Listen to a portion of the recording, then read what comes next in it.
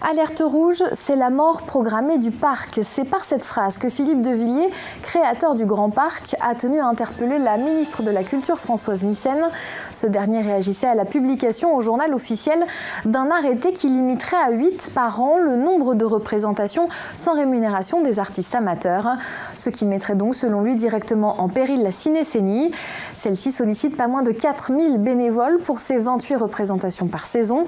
Avec 15 représentations par bénévole, on est donc très loin des 8 exigés par l'arrêté. Des négociations ont commencé, comme nous l'explique Nicolas de Villiers, le président du Puy du Fou. Il est au micro d'Aurélia Horner. Le décret qui est arrivé après, auquel nous n'avons pas été associés, eh bien dit un bénévole ne pourra participer par exemple qu'à 8 séances par an de spectacle. Ça paraît aberrant. Imaginez qu'on dise à un bénévole du secourisme par exemple, vous ne pouvez sauver que 8 victimes par an. Alors la 9e, on la laisse tomber. Ce que nous demandons au ministère de la Culture aujourd'hui, c'est la loi prévoit que ces décrets s'appliquent simplement pour une partie des associations qui font appel à du bénévolat dans le monde de la culture. Le Puy du Fou n'entre pas a priori dans ce cadre-là, mais nous voudrions un écrit du ministère qui nous dise effectivement vous êtes bien en dehors du décret et le décret ne s'appliquera pas pour le Puy du Fou.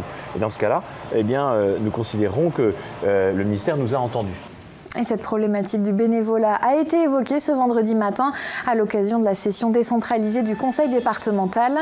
Pour Yves Auvinet, le président du département, ce n'est pas seulement le Puy du Fou que cet amendement met en péril, mais l'ensemble des festivals de Vendée où de nombreux bénévoles sont investis. Écoutez-le. Si le Puy du Fou est une grosse organisation au niveau de la cinécénie, qui est dans le cadre d'une association avec des bénévoles, il ne faut pas oublier qu'il y a aussi beaucoup d'autres associations qui ont ce genre de spectacle dans la durée. Pourquoi toucher à ce genre d'organisation qui fonctionne, qui donne du baume au cœur de beaucoup de gens qui y participent? Donc voilà, je trouve, moi j'interviendrai, j'enverrai un courrier parce que je trouve qu'il faut faire attention à ce que notre modèle ne soit pas contrecarré par un certain nombre d'éléments qui empêcheraient, je dirais, la dynamique, la vitalité de nos associations.